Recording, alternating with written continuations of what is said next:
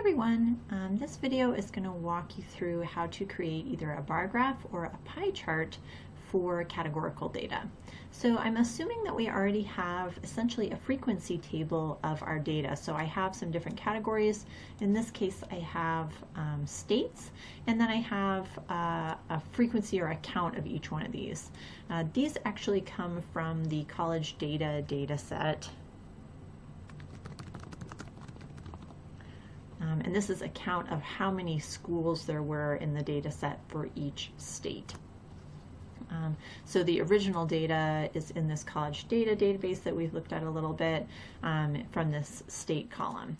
If you want to know how to kind of tally up the data like this into a table like this, watch my second video on pivot tables and I can show you how to do that, but that's a little bit beyond the scope of our course.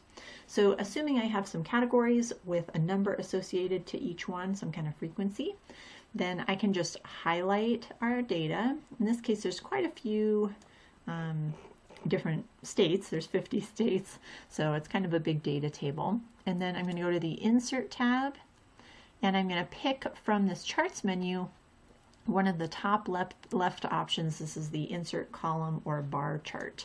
And I'm just going to pick the first one, but there are some different formats you can choose from. So I've got the number of schools. I'll rename this a little bit in each state. And right now these states are sorted in alphabetical order. If I want to be able to see all of them, I need to make this chart bigger. Since there are so many states, you have to make a pretty big chart so that the labels are all visible. But something that I might want to do for this particular chart is to sort it not by the alphabet, but maybe by how many schools there are, so I can see which one has the most versus least, etc. So I can click in my number of schools column and then just do a short sort and filter. I'm going to go largest to smallest. This has automatically sorted my table. Alternatively, you could use a filter for that, or you could highlight the whole table and do data custom sort, however you want to sort it. But right now I'm going from highest to lowest, and you can see that resorting the table has automatically resorted my, my data in the bar chart. I can also create a pie chart for this, and a pie chart is also going to look at frequency, but it will plot the relative frequency or the percentage of all schools that fall into each state. Now I'll show you what that looks like for this particular data set. So again, I'm going to highlight the data that I want to use, go to the Insert menu, and you'll see at the bottom corner on the left there's going to be a little pie chart option. And again, I'm just going to pick the first one, and we get this pie chart, but this pie chart is not a very good graph.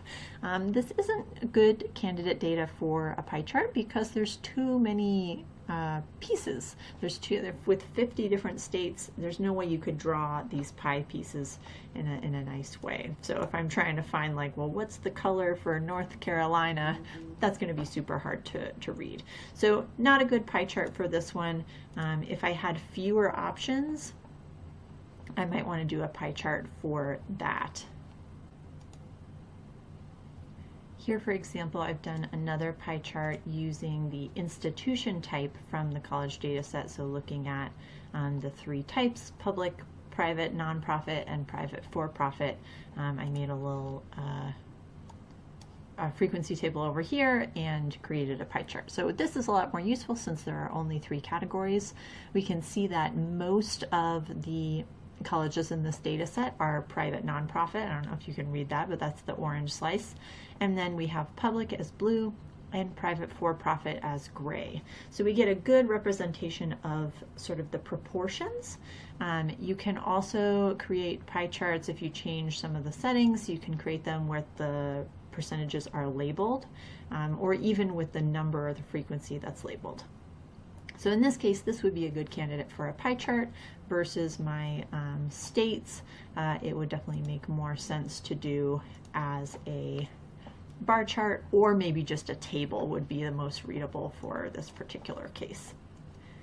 So that's it for this video. Thanks for watching.